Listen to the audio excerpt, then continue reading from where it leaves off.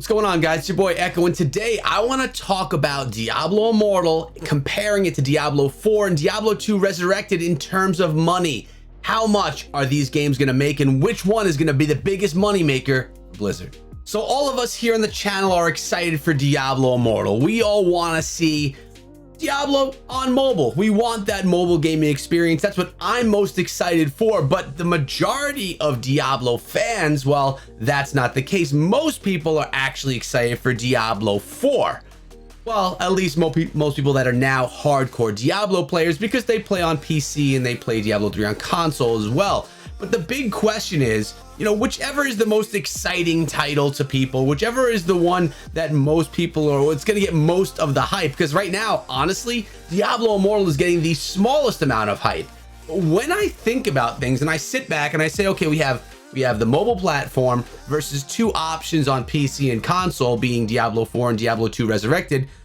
Which one is going to be the moneymaker? Which one is going to bring in the most money for Blizzard? And honestly, this may be an unpopular opinion, but I don't even think it's an opinion. I think we're looking at kind of factual information here. I believe that Diablo Immortal is going to be able to profit the most from being released. Now that's weird, right? Saying that the free-to-play game, the free-to-play option is the one that's going to make the most money. And let's talk about the monetization models for a second.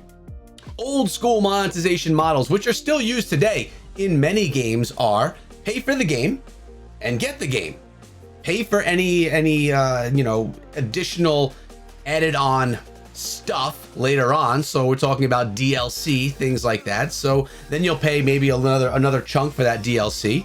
And then that's it. There's no way to pay for things in game. Everyone that plays the game pays the same amount of money. So let's use Diablo 4, for example. Let's just assume the game costs $60 upon release, and then there's a couple of update DLCs, and you can get each one of those for around 15 bucks. Maybe someone will spend over a year or two's time, maybe they'll spend $100 on Diablo 4.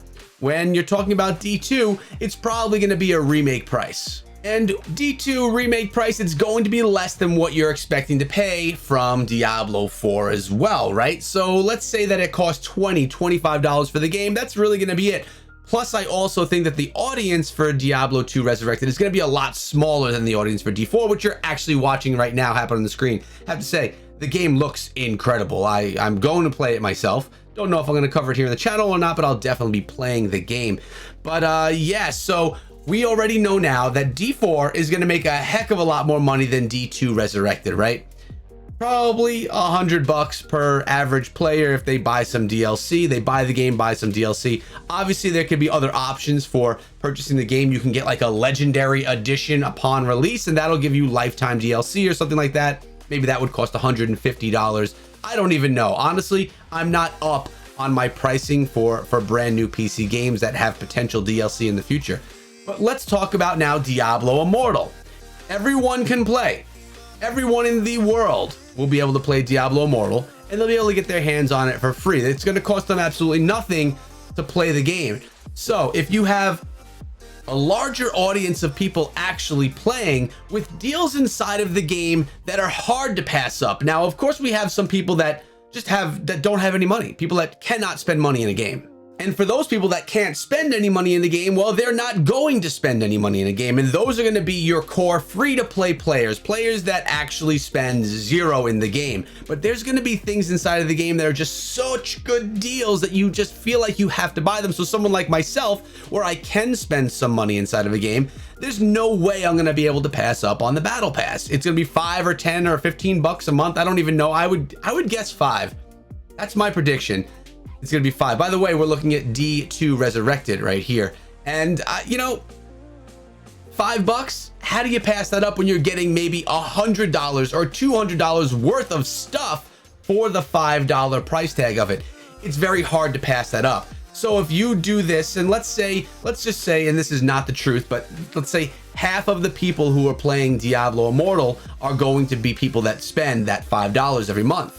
So if we had 100 people playing Diablo Immortal every single month, and obviously it's going to be hundreds of thousands, but if we had 100 people and each person was spending $5, that would be $500. If half of those people were spending money, it would be 250. But let's talk about even longer term. How long is the average player going to play a game like Diablo Immortal? 3 months, 6 months, a year, 2 years, 5 years?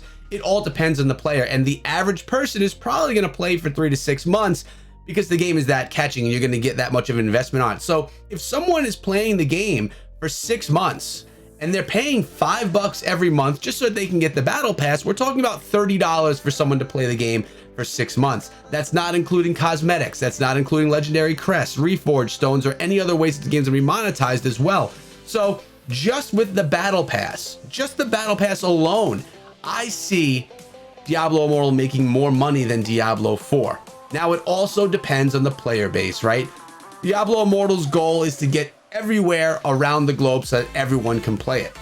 But everyone has to play it, right? If you don't get all those hands on the game, you're not gonna have those options for people to monetize because, you know, you try and entice people to purchase things with deals that they can't pass up inside of the game, where in Diablo 4 and Diablo 2 Resurrected, those offers are not inside of the game.